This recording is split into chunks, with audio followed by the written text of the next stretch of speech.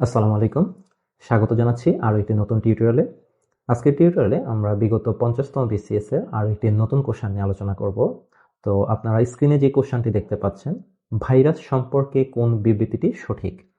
আমাদের অপশন সমূহ হচ্ছে: এদের যে কোনো সিনথেটিক নিউট্রিয়েন্ট মিডিয়ামে কালচার করা যায়, এদের জেনেটিক উপাদান হিসেবে ডিএনএ এবং আরএনএ থাকে, এরা এক ধরনের অন্তঃকোষীয় পরজীবী, ভাইরাস হলো অণুবীক্ষণিক জীবন্ত প্রাণী। তো আমরা কিন্তু ইতিমধ্যে ভাইরাস নিয়ে বিস্তারিত আলোচনা করেছি। ভাইরাস নিয়ে আরেকটু কোশ্চেন এসেছিল। তো খেয়াল করুন যে ভাইরাস শব্দের অর্থ কি। ভাইরাস শব্দের অর্থ হচ্ছে তরল বিষ। আর ভাইরাস সাধারণত নিউক্লিক অ্যাসিড এবং প্রোটিন দ্বারা তৈরি।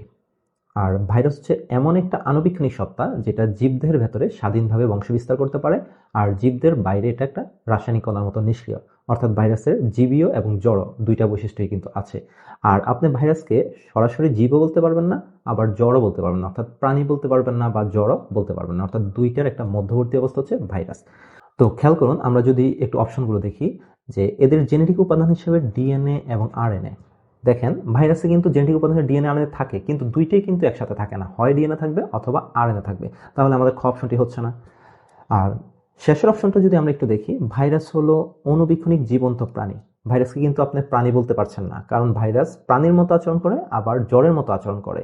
এখন যখন পোষক দেহের ভেতরে থাকে তখন এটা জীবের মতো আচরণ করবে, আর পোষক দেহের বাইরে কিন্তু এটা জ্বরের মতো আচরণ করে। তাই জন্য আপনি জ্বর এবং জীব ডিরেক্টলি কিন্তু বলতে পারেন না। তাহলে এই অপশনটা আমার হচ্ছে না। আমরা গ অপশনে দেখছি এরা এক ধরনের অন্তঃকোষীয় পরজীবী। এখন দেখেন, এটা কোষের মধ্যে থাকে, অর্থাৎ পোষক দেহের মধ্যে থাকে। পোষক দেহ থেকে খাদ্য পুষ্টি আশ্রয় লাভ করে।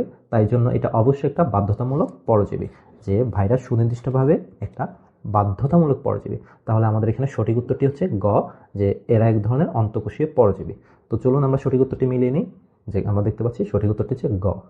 তো আশা করি ভাইরাস নিয়ে যত ধরনের তথ্য আছে, এখানে আমাদের ভাইরাসের কিছু বৈশিষ্ট্য আছে। এই বৈশিষ্ট্যগুলো যদি আপনি দেখে একটু বুঝে পড়ার চেষ্টা করেন, ভাইরাস থেকে যে ধরনের কোশ্চেনে আসুক না কেন, আশা করি আপনি উত্তর করতে পারেন। তো আজকের মতো এখানে রাখছি। দেখা হবে নতুন কোনো ভিডিওতে। আল্লাহ হাফেজ।